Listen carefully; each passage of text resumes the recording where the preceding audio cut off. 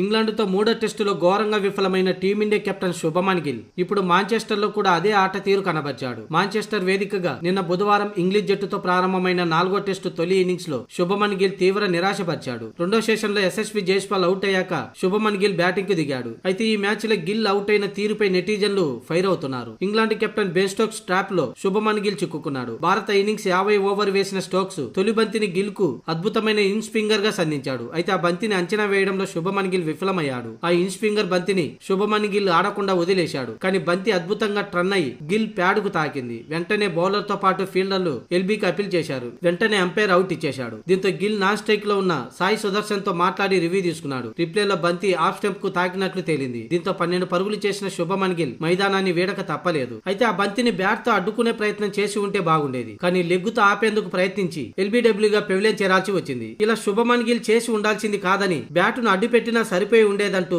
Team India fans అలాగే మాజీలు సైతం గిల్ ఇలా వికెట్ సమర్పించుకోవడాన్ని తప్పుపడుతున్నారు. కాగా తొలి రోజు ఆట ముగిసే సమయానికి భారత్ 83 ఓవర్లలో 264 పరుగులు చేసింది. 4 వికెట్లు కోల్పోయి క్రీజులో రవీంద్ర జడేజా, శార్దుల్ ఠాగూర్ ఉన్నారు.